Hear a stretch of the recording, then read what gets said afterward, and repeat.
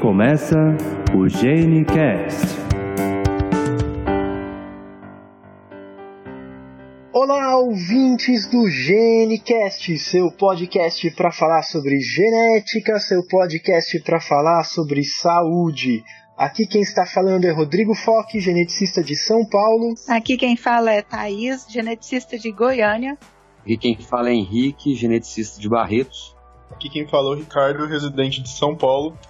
Oi, aqui quem fala é a Gabriela, sou acadêmica do 6º ano de Medicina, São Paulo. Muito bem, pessoal. Hoje a gente está aqui para conversar um pouquinho sobre oncogenética. No cast de introdução à genética médica, a gente falou sobre as áreas de atuação do médico geneticista e uma área que a gente comentou é exatamente a oncogenética, uma área bem interessante, uma área que vem crescendo de atuação, de procura dos pacientes. Então hoje a gente está aqui com a Thaís e com o Henrique, os dois são geneticistas com atuação preferencial em oncogenética e eles vieram para trazer um pouquinho da experiência, elucidar um pouquinho sobre esse tema.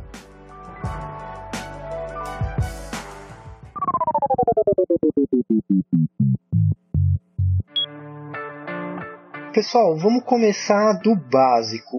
O que é oncogenética? Bom, a oncogenética é a parte que estuda a história familiar, né, ou pessoas que tiveram câncer, que têm um risco aumentado na sua família, né, uma área de atuação que a gente vai avaliar os casos de câncer na família, se tem indicação de avaliação, se a pessoa tem um risco aumentado ou não. Em relação à área de atuação da oncogenética, né, eu acho que é importante complementar que ela é uma subespecialidade que tanto, né, o médico geneticista quanto alguns oncologistas acabam atuando na prática clínica ao fazer essa abordagem ao paciente. E em termos práticos, né, o que esse médico faz?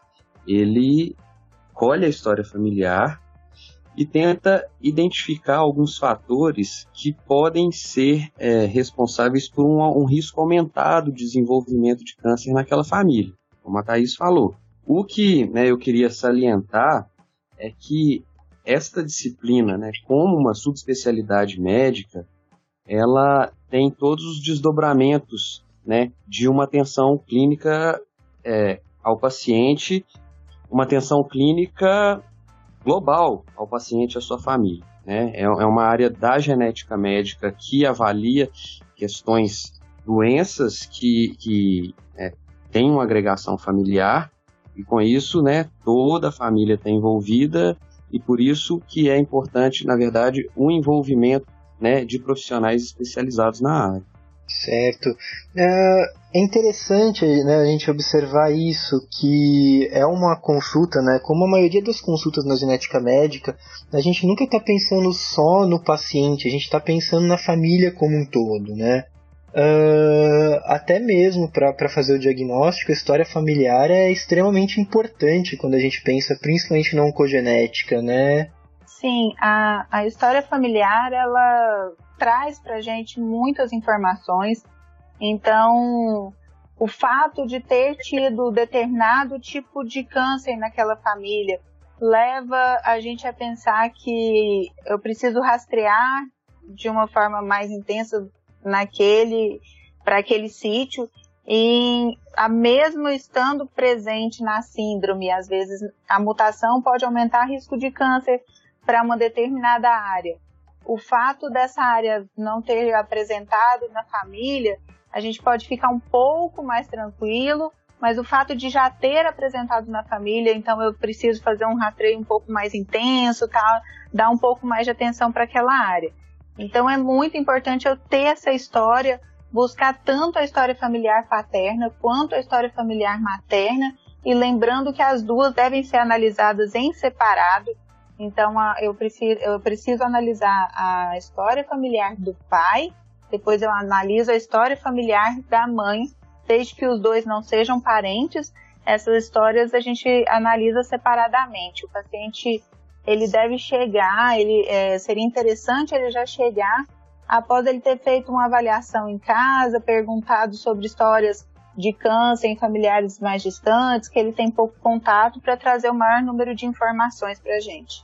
Isso é uma coisa interessante, né, Thaís? Eu vou observar exatamente que quando a gente fala de risco de uma síndrome de predisposição ao câncer, né, um risco de câncer hereditário, câncer familiar, as histórias, elas não se somam, né, ao lado materno e ao lado paterno. A gente está pensando que um dos lados é que tem uma predisposição, que tem uma mutação que leva a uma predisposição e que isso vem passando de geração para geração, né? Isso mesmo. Então é bem importante, porque às vezes as pessoas as pessoas se confundem e falam muito, misturam muito o tio do lado da mãe com o avô do lado do pai. Então essas histórias têm que ser analisadas separadamente, a não ser que a família do pai seja parente da família da mãe. Por exemplo, os pais, quando eles são primos, aí a história pode ser a gente pensa numa única família. Mas não tendo esse parentesco entre os pais, a gente precisa separar para analisar se existe um risco aumentado nessa família ou não. Me fala uma coisa, quando a gente está falando de câncer familiar, né, de câncer hereditário, predisposição, mas na realidade, se a gente pegar o total, né, de casos de câncer hereditário, eles não são a maioria dos casos, né? Epidemiologicamente, como que a gente tem essa visão em relação a câncer hereditário? A Thaís mencionou primeiramente essa questão você perguntou, Rodrigo, a respeito do heredograma. Eu achei uma coisa interessante porque, assim, na área específica da oncogenética, o heredograma, né, que é a árvore genealógica ou a construção da história familiar, né, de modo simbólico, ele tem uma importância fundamental, né? A gente vai acompanhar outros cases aqui, né, a respeito de outras áreas da genética, em que um exame físico detalhado pode fechar um diagnóstico de alguma síndrome de dismorfologia, ou algum exame complementar de bioquímica pode definir um erro inato de metabolismo. No caso da oncogenética, né, em algumas outras áreas, o heredograma, ele praticamente vai mostrar para a gente que síndrome pensar ali, né? Ele tem que ser muito bem feito. Só complementando, né, a informação que a Thaís passou, de colher a história do lado materno e do lado paterno, até 3 gerações ou até mais, se a pessoa conseguir passar informação de outros casos de câncer na família, isso fundamental.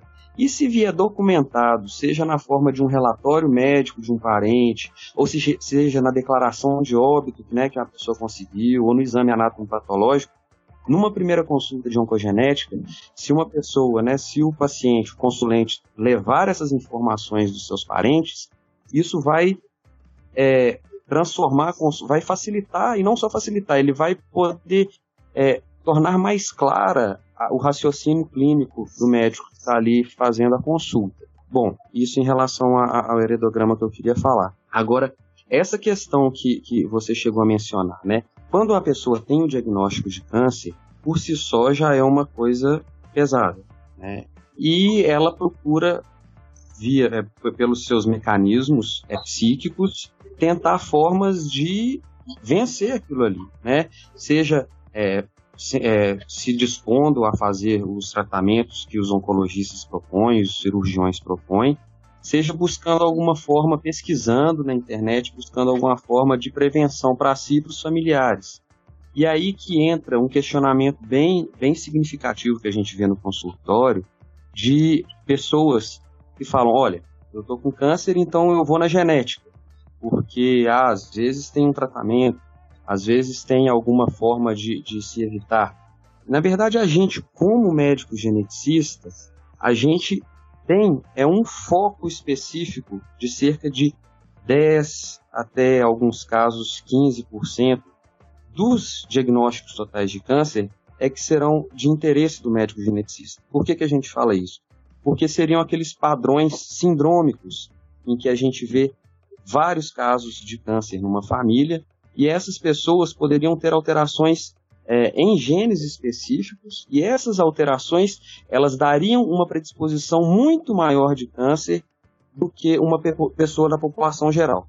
Grosso modo, 10% das pessoas que tiveram câncer, em alguns tipos específicos, pessoas que tiveram câncer em idade jovem, ou algum tipo raro, por exemplo, um câncer de medular de tireoide, por exemplo, que é raro, ou pólipos no intestino, que são coisas raras, muitos pólipos no intestino, isso sim é o foco para o geneticista. Então, mais uma vez, 10% dos casos de câncer seriam aqueles que teriam indicação para um acompanhamento com um profissional da oncogenética. Lembrando que a hora que o Henrique fala de casos sindrômicos, a gente fala de síndrome todo um conjunto de sinais e sintomas que podem estar presentes na pessoa ou numa família. Então, não necessariamente eu falo que é sindrômico um paciente que possui uma malformação ou que possui uma deficiência intelectual, não. Então, a síndrome que a gente refere quando a gente fala em síndromes de predisposição ao câncer é pela associação de pessoas na família com câncer. Essa associação a gente chama de síndrome.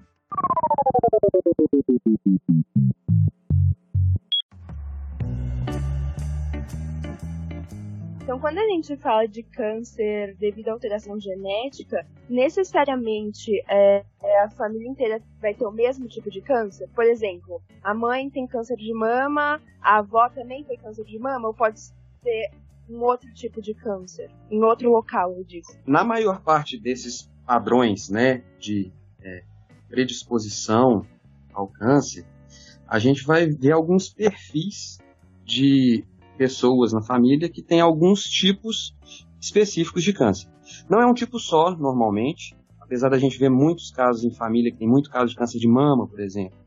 Mas tem algumas síndromes, por exemplo, que tem câncer de mama com ovário. Outras têm câncer de intestino com câncer do corpo do útero, né, que seria diferente daquele do colo do útero. A gente tenta buscar no heredograma alguns perfis específicos. Então, respondendo a sua pergunta, não. Uma pessoa não é só aqueles muitos casos de um tipo só de câncer que merecem a atenção do geneticista, não. Se tem várias pessoas na família com alguns tipos diferentes de câncer, a gente merece uma atenção, sim. Não só, como o Henrique disse, a gente pode ter associação de vários tipos de câncer. Nós temos no Brasil uma prevalência maior do que o que é encontrado em outras regiões do mundo, que é uma prevalência maior na síndrome de Li-Fraumeni. Essa síndrome, ela é uma síndrome que está associada a vários tumores, dentre eles tumores de adrenal, sarcomas, que podem ser tanto sarcomas ósseos, né, osteosarcomas ou não. Além disso, câncer de mama. No Brasil se encontra câncer de tireoide associado a essa síndrome e vários outros tumores. Então é importante que o paciente se informe a respeito de todos os tumores, de todos os tipos de câncer que tem na família. Vale a pena lembrar dos cânceres de pele, vale a pena lembrar de vários outros que às vezes a gente não conversa muito, como o câncer de útero, o câncer de tireoide, de intestino, tudo isso é importante. Nós temos síndromes, por exemplo, a de Li-Fraumeni, que está associado ao intestino com mama. Então, todos os casos de câncer são importantes.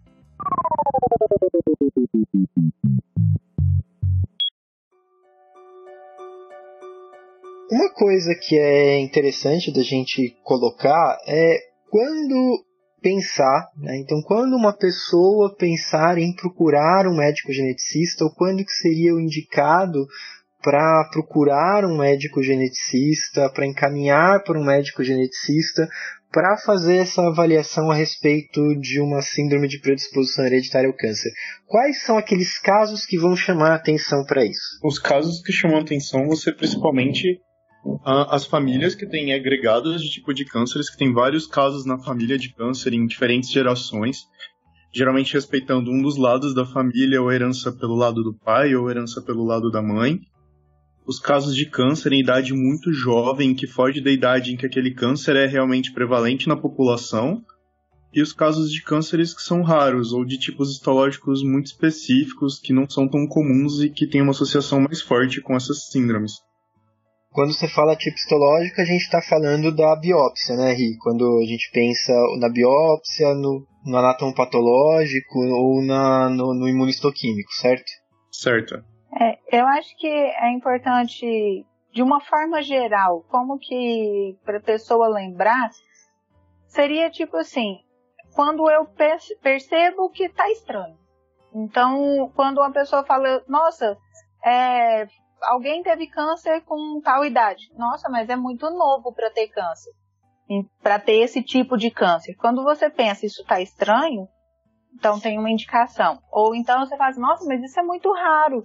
Esse câncer não é comum. Então, também seria uma outra indicação.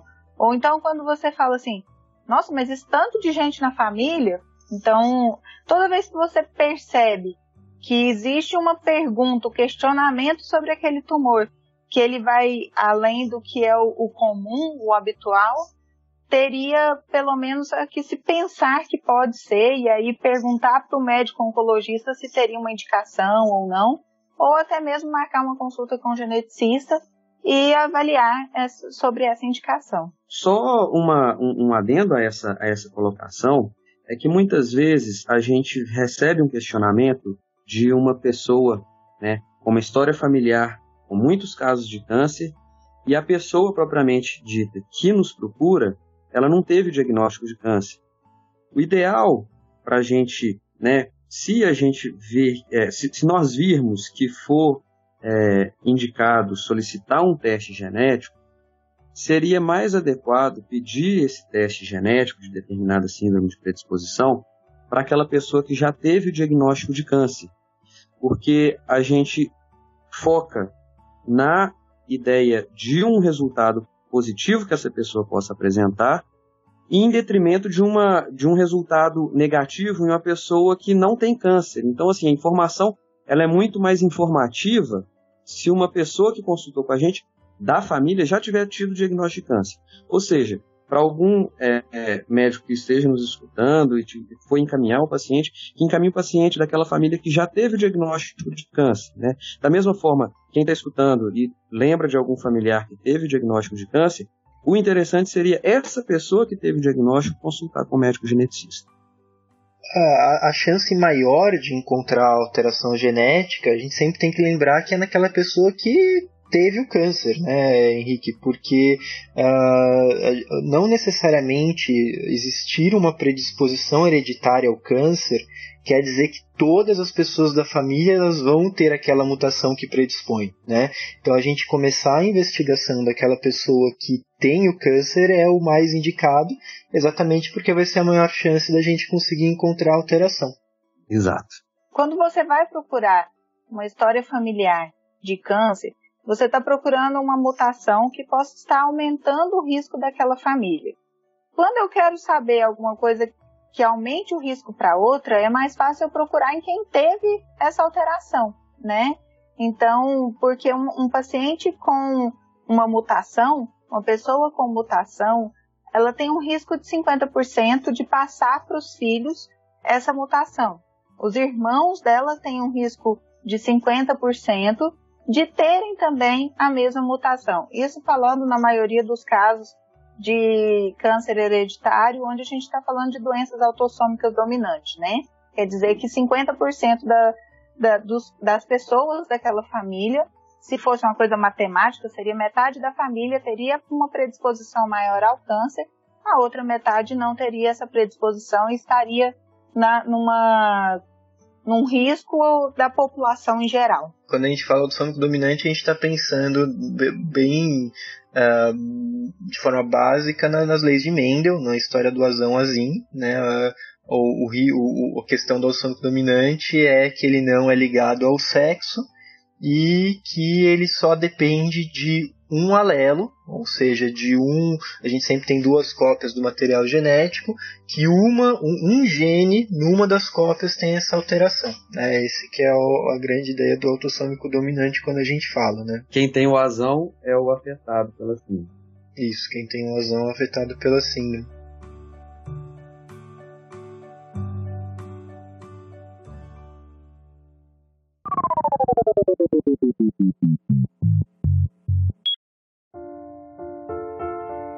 Deixa eu aproveitar e perguntar uma coisa, porque eu acho que é muito importante a gente também falar que não necessariamente quem é portador de um gene, de uma mutação, ele vai desenvolver câncer, certo? Corretíssimo. Existem vários tipos de genes que predispõem ao câncer. Nós estamos falando, na maioria dos casos, quando se faz um painel para avaliação, eu estou falando em torno de 30 genes. Existem painéis com em torno de 100 genes e a gente pode avaliar até mais do que isso. Então, vai depender muito da indicação do paciente, de acordo com a história familiar, né? E esses genes, cada um tem o que a gente chama de penetrância. Quer dizer, qual é a quantidade de pessoas que possuem a mutação que vão apresentar a doença. Então, existem genes de alta penetrância, onde a grande maioria dos pacientes que têm a mutação vão ter. A grande maioria não significa todos, né? Existem genes de moderada penetrância, onde aproximadamente metade ou um pouco menos da metade dos pacientes com a mutação vão ter câncer. E genes de baixa penetrância, onde a mutação aumenta muito pouco o risco de câncer em relação à população em geral.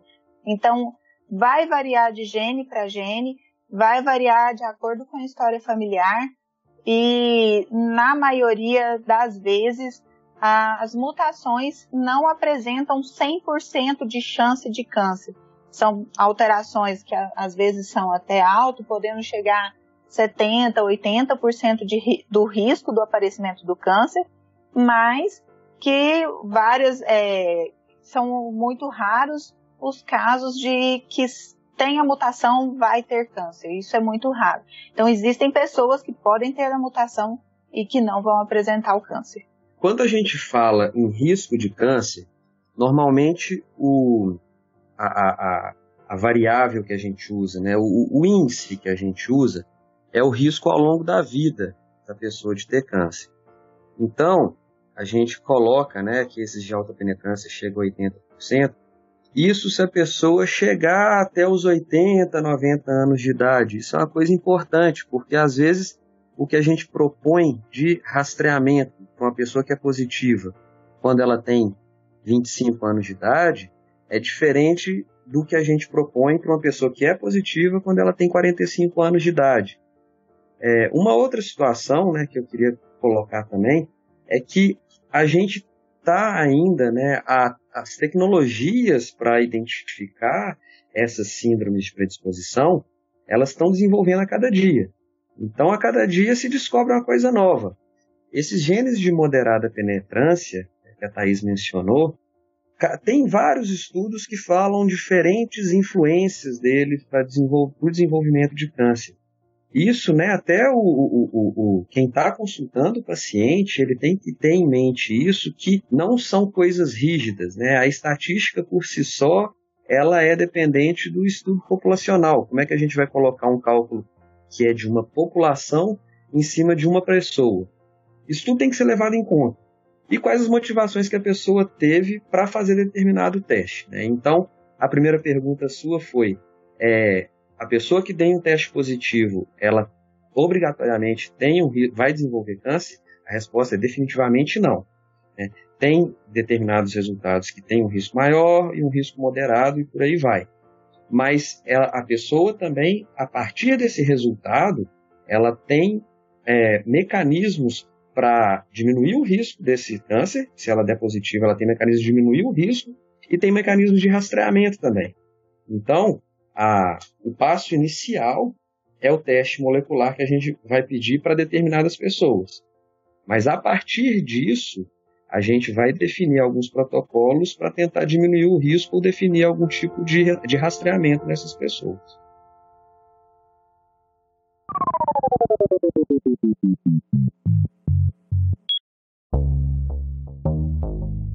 Em relação a esses testes genéticos, painéis, como funciona? É de fácil acesso para a população?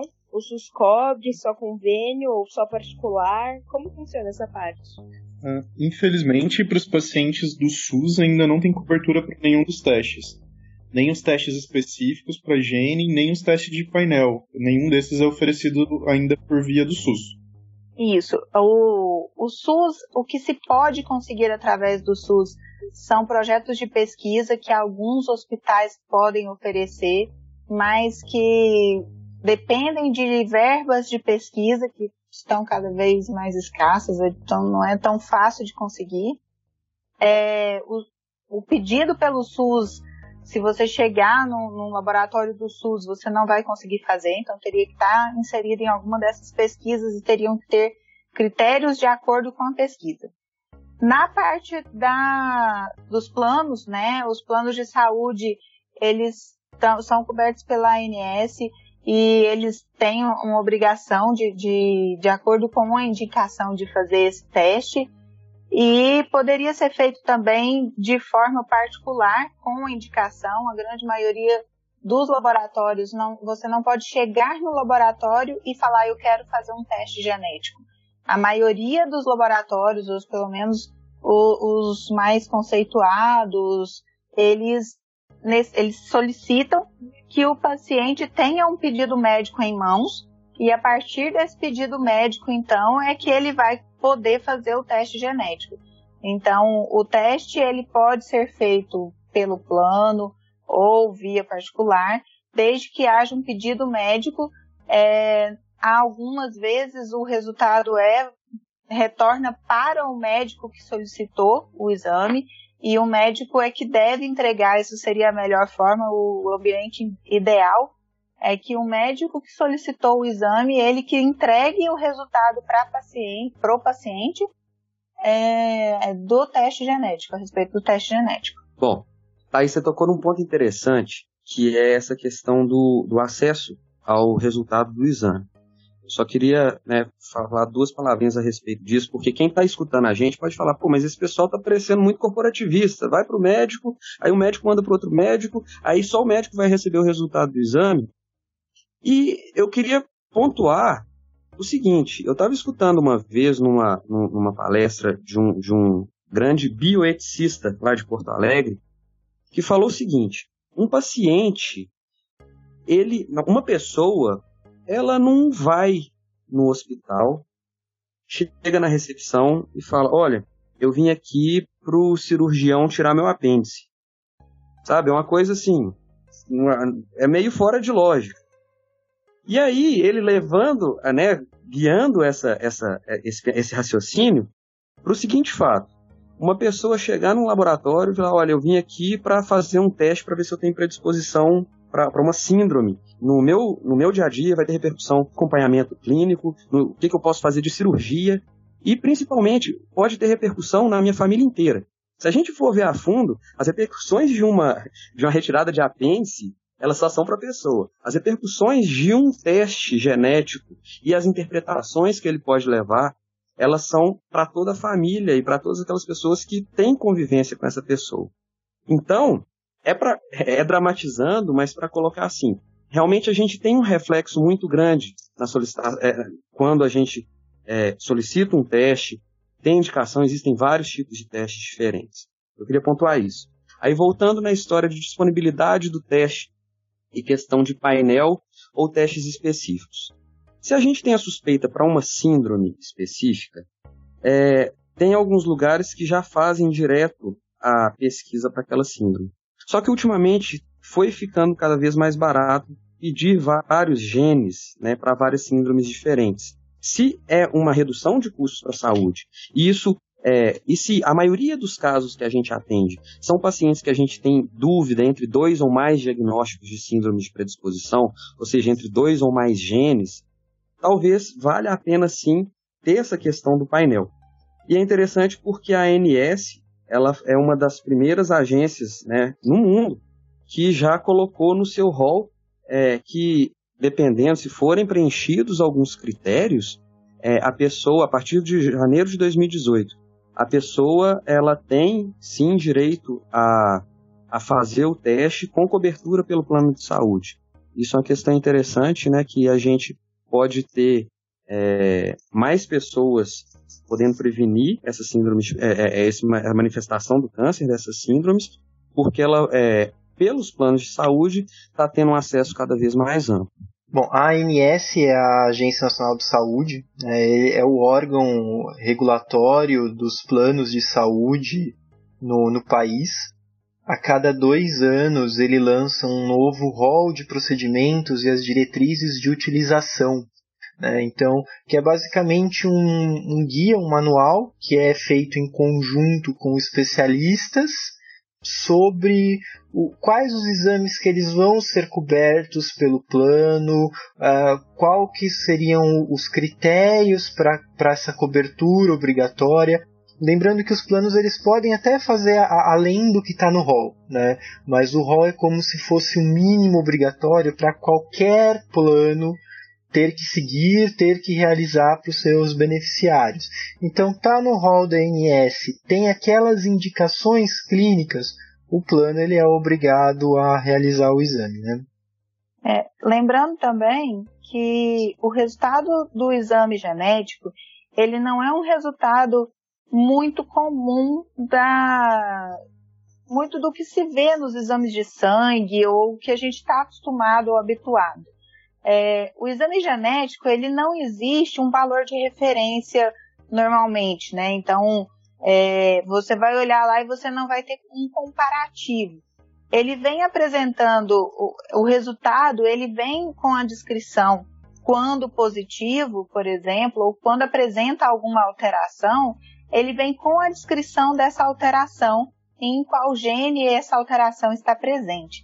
Então, o paciente, quando ele pega esse resultado, se ele não tem uma formação, se ele não entende, ou até mesmo um médico que não tenha conhecimento nessa área, ele pode não saber interpretar esse resultado e, às vezes, achar que é positivo, por exemplo, uma variante que foi encontrada, na qual não se sabe ainda se ela está associada a um risco aumentado para câncer ou não. E essas variantes são descritas por conta disso, porque a gente ainda não tem nós ainda não temos essa classificação, e o médico que vai acompanhar, ele precisa estar acompanhando para saber se pesquisas serão feitas em cima daquela variante, para saber se ela vai alterar a função do gene ou não, se ela seria uma variante patogênica ou que estaria associada a um risco aumentado para câncer ou não. Então, você precisa interpretar o teste genético. Ele não é um teste positivo, negativo, ou você não vai encontrar o teste, um resultado que deve estar entre um valor de referência, né? Então, esse exame ele precisa ser interpretado. Então, por isso também que o resultado ele precisa passar pelas mãos de quem entende, para que o paciente possa ter uma resposta adequada e entender melhor esse questionamento. Sem dúvida a gente ter um pré-teste, né, e um pós-teste, que é isso que o Henrique estava falando. Então, orientar a respeito das indicações do exame genético, quais são as diferentes técnicas possíveis, quais que são as limitações. Então, por exemplo, a gente está falando muito de painel. A ideia do painel é realmente um sequenciamento de vários genes em conjunto, né? Contrapartida, a gente pode fazer o sequenciamento de um gene só, quando tem uma hipótese diagnóstica bem importante, né? E o pós-teste, que é exatamente esse retorno para o paciente e o segmento, no momento que vai ter a orientação de tudo que a gente tem que fazer a partir do momento que a gente tem esse resultado. Seja um resultado positivo, seja um resultado negativo, né? No futuro a gente pretende fazer alguns casts também falando um pouco sobre os exames genéticos, explicando um pouco sobre as técnicas, as tecnologias de exame genético, o que é um sequenciamento de nova geração, o que é um sequenciamento de sangue, um sequenciamento clássico, só para a gente ter uma ideia de situar nesse mundo, né, quais que são as limitações, quais são as indicações. Então no futuro a gente pretende falar um pouquinho disso para elucidar um pouquinho melhor essa questão.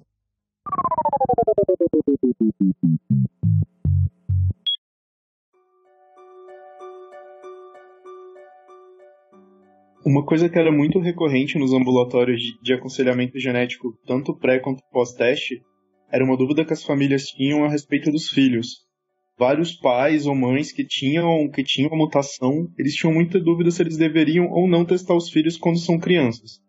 E a maioria dos pais mostrava um desejo muito grande de testar aquela criança, e logo depois que a gente conversava sobre a própria história natural da doença, eles acabavam mudando um pouquinho de ideia.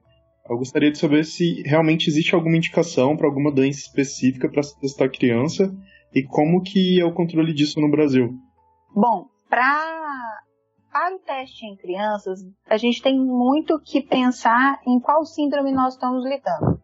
Então, o teste ele só é recomendado para crianças quando a síndrome possui um risco aumentado para câncer na idade infantil, né, numa idade abaixo dos 18 anos. Então, por exemplo, a síndrome de Li-Fraumeni pode estar associada a um risco maior para crianças. Eu posso pedir o teste para esses filhos, porque eu tenho que fazer para essa criança, né? Então, nesse caso, teria indicação. Em casos onde o risco aumentado começa a partir dos 25 anos, né, então não teria o porquê eu pensar em solicitar esse teste para uma criança de 4 anos. Por exemplo, uma história de predisposição ao câncer de mama associada a uma mutação em BRCA, ela vai aumentar o risco de câncer a partir dos 25 anos. A gente já orienta o teste a partir dos 18 anos, para que o paciente já possa fazer o teste e começar a se programar em estar fazendo o acompanhamento. Mas por que eu testaria uma criança de 4, 5 anos e vou deixar uma preocupação no ar, uma ansiedade no ar a respeito de uma coisa que não vai ocorrer com aquela criança, né? Então, a gente não sabe daqui 10 anos o que nós temos de diferente, daqui 15 anos se vai ter alguma coisa diferente, então deixa para que isso seja feito na época quando a gente puder fazer o teste e daí sim poder ter algum impacto no acompanhamento desse paciente. O comprometimento psicológico que um teste desse pode trazer numa criança menor de idade, né, o estigma que ela pode crescer, às vezes é mais prejudicial do que o benefício aparente de fazer o teste, né? Isso é uma coisa que precisa deixar bem claro em consulta, né? Imagina uma menina com um risco para câncer de mama que só vai aparecer lá depois dos 25 anos e com 10 anos ela sabe que tem esse risco, né? Quer dizer, ela nem cresceu ainda a mama, nem teve esse desenvolvimento puberal, e ela já vai ter isso na cabeça, então isso pode trazer um comprometimento psicológico para o desenvolvimento dessa criança que não compensa qualquer benefício de fazer o teste nesse momento, né? Claro que é importante saber que deve fazer essa investigação no momento apropriado, mas não que precisa ser feito dessa forma, né? E outra coisa é que você está respeitando a autonomia da pessoa no momento que ela vai ter vai estar maduro o suficiente para escolher fazer o teste ou não, né? Então, você só não respeita isso quando você tem o benefício de prevenir lá na infância. Se não, caso contrário, não teria justificativo. Isso é uma coisa muito interessante, né, Henrique? Se você perguntar, e como eu dou aula na universidade, sempre que eu vou falar desse tema, eu pergunto para os alunos, quantos aqui gostariam de saber que tem uma predisposição? E você vê que metade levanta a mão. Quantos não gostariam de saber de forma nenhuma que tem uma predisposição? Outra metade levanta a mão. Então, esse conhecimento, essa vontade, esse interesse de saber ou não é muito pessoal, né? Cada um encara isso de uma forma pessoal, de uma forma individual, então a gente não pode considerar que o outro vai ter o mesmo interesse que a gente, né? São histórias diferentes, mesmo dentro da mesma família, e a pessoa precisa está interessada e está preparada para fazer esse teste para ter esse resultado?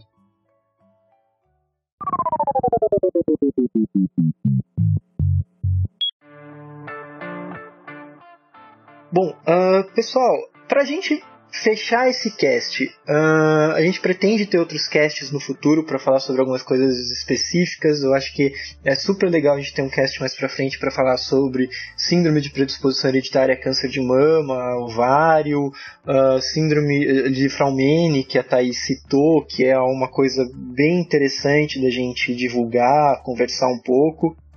Mas, de forma geral, né, quando a gente tem uma mutação, então a gente fez a solicitação do paciente, o paciente chegou para a gente, ele tem uma mutação positiva, ele tem uma síndrome de predisposição hereditária ao câncer. O que muda a partir daí? Bom, muda o acompanhamento desse paciente. Eu preciso saber se esse gene, quais são os locais de atuação e aonde esse paciente teria um risco aumentado para câncer. De uma forma geral, né, eu preciso acompanhar esse paciente de acordo com esses riscos. Então, por exemplo, se eu tenho um risco maior para tumor cerebral, eu vou fazer uma ressonância magnética, dependendo do caso anualmente, dependendo, a gente pode espaçar mais a cada 2, 3, e aí vai variar um pouco também da história do gene. Se eu estou falando de um câncer de mama, um risco aumentado, eu posso fazer acompanhamento com ultrassom e mamografia. Quando o risco é muito alto, também associar a ressonância, e aí a gente pode intercalar e fazer uma avaliação a cada 6 meses, faz ultrassom e mamografia, 6 meses depois a ressonância da mama, e de 6 em 6 meses seguir esse acompanhamento. Eu posso fazer uma colonoscopia para avaliar intestino, eu posso fazer isso, pode ser a cada ano, pode ser a cada 2 anos, a cada 3 anos, vai variar também da história e do quadro clínico do paciente. A endoscopia para avaliar tumores no estômago também, mais ou menos, né, seguindo esse mesmo pensamento, e aí vai variar de acordo com o sítio que teria uma predisposição maior, a gente vai acompanhar de uma forma mais intensa naquela região. Além do que a Thaís falou, né, dependendo de qual síndrome o indivíduo é afetado, a gente vai ter esse rastreamento rigoroso, né, que são protocolos bem definidos, e a gente tem opções também de cirurgias redutoras de risco. É bom frisar que essas questões de cirurgia, né, elas não reduzem em 100% o risco de uma pessoa desenvolver o câncer, elas são indicadas para os raros casos de síndromes específicas de predisposição ao câncer. E, por exemplo, a cirurgia da mama, operar uma mama sadia para diminuir o risco de câncer, isso não é uma obrigação de um paciente que tem a mutação. Isso aí é acompanhado, junto com o mastologista, junto com o oncologista, o médico geneticista, psicóloga, quais mulheres que teriam a opção, né, de fazer isso, ou então ficar acompanhando com ressonância. Da mesma forma, existem algumas síndromes raras em que o intestino ele tem que ser retirado, o intestino grosso é retirado todo. E isso é por volta lá no final da adolescência e início da vida adulta. Tem repercussões também, podem ter efeitos colaterais, mas é para aquelas síndromes em que o risco é tão alto que justificaria essa cirurgia de redução de risco. E o terceiro caso, né, seria mama, intestino, o terceiro e quarto caso é a retirada do estômago em casos muito raros de predisposição a câncer gástrico, e a retirada da tireoide naqueles casos também raros em que tem uma síndrome de predisposição específica a um tipo específico de câncer de tireoide. Mais uma vez, normalmente essas famílias de alto risco, elas são acompanhadas com exames periódicos com uma regularidade, com uma frequência alta, né, seja de 6 em 6 meses, o que não é feito para a população geral, e em alguns raros casos, então, é proposta essas cirurgias redutoras de risco. Muito legal.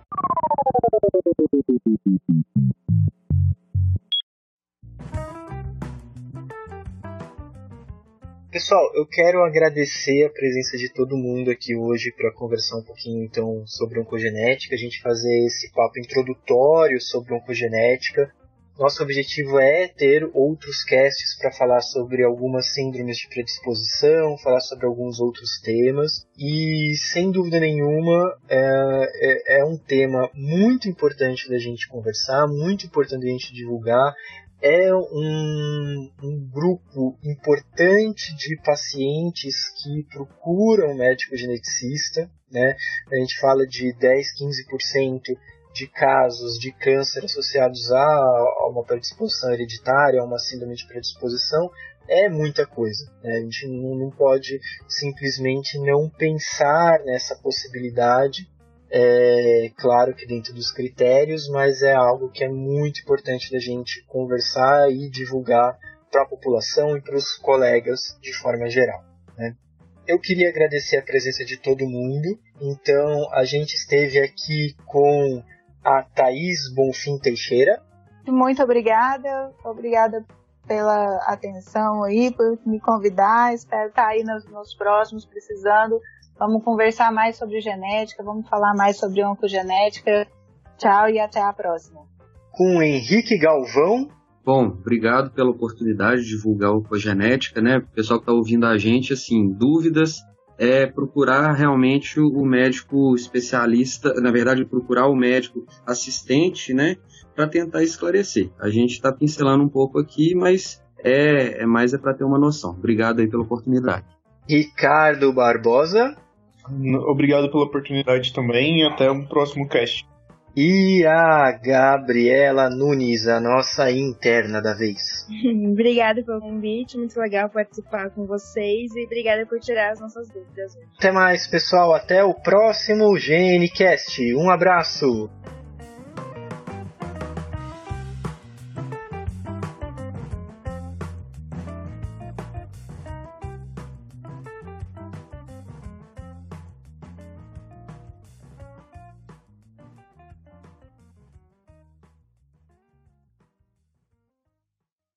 Esse podcast foi editado pelo Pod História, podhistoria.com.